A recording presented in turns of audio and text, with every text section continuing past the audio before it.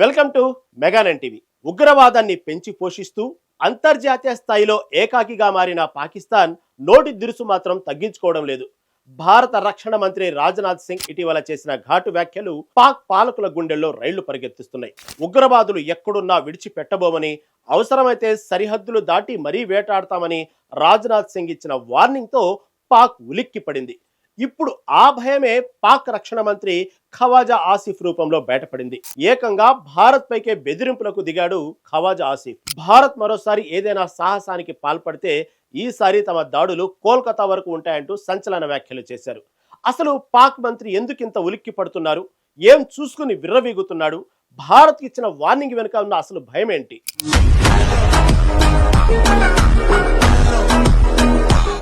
భారత్ పాకిస్తాన్ మధ్య మాటల యుద్ధం ముదురుతుంది. భారత రక్షణ మంత్రి రాజ్నాథ్ సింగ్ వ్యాఖ్యలపై పాక్ రక్షణ మంత్రి ఖవాజా ఆసిఫ్ తీవ్ర స్థాయిలో స్పందించాడు. 2019లో భారత్ చేసిన బాల్కోట్ ఎయిర్ స్ట్రైక్స్ ను గుర్తు చేస్తూ అప్పట్లో భారత్ సర్జికల్ స్ట్రైక్స్ చేస్తే తాము ధీటుగా బదులిచ్చామని చెప్పుకొచ్చాడు.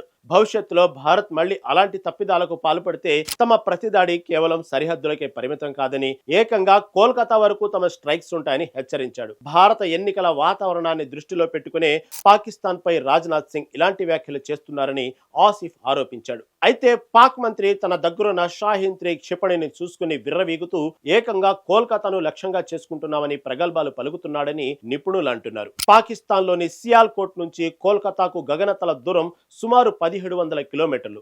రోడ్డు మార్గంలో చూసుకుంటే 2000 కిలోమీటర్లకు పైమాటే.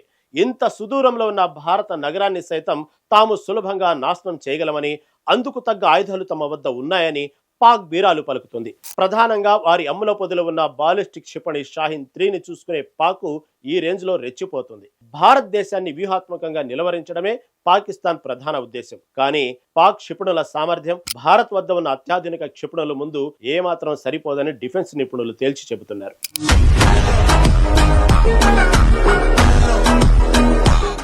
షాహీన్ 3 ఇది మీడియం రేంజ్ బాలిస్టిక్ మిసైల్. దీని గరిష్ట లక్ష్య ఛేదన సామర్థ్యం 2750 కిలోమీటర్లు. భారత్ లోని అండమాన్ నికోబార్ దీవులను టార్గెట్ చేసే ఉద్దేశంతోనే పాక్ దీనిని తయారు చేసింది. 19.3 మీటర్ల పొడవు ఉండే ఈ క్షిపణి సుమారు 1000 కిలోల బరువున్న అణ్వాయుధాలను మోసుకెళ్లగలదు.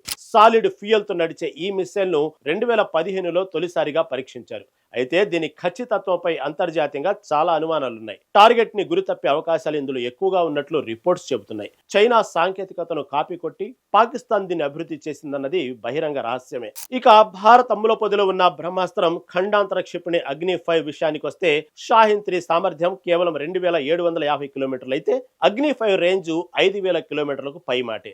వాస్తవానికి ఇది 7000 నుంచి 8000 కిలోమీటర్ల దూరంలోని లక్ష్యాలను సైతం అత్యంత ఖచ్చితత్వంతో ఛేదించగల సామర్థ్యం కలది. అంటే కేవలం పాకిస్తాన్ మాత్రమే కాదు, చైనా మొత్తం మన అగ్ని 5 రాడార్ లోనే ఉందన్నమాట.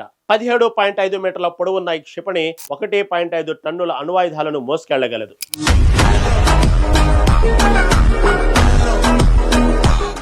అగ్ని 5లో ఉన్న మరో భయంకరమైన advanced technology multiple independently targetable re entry vehicle.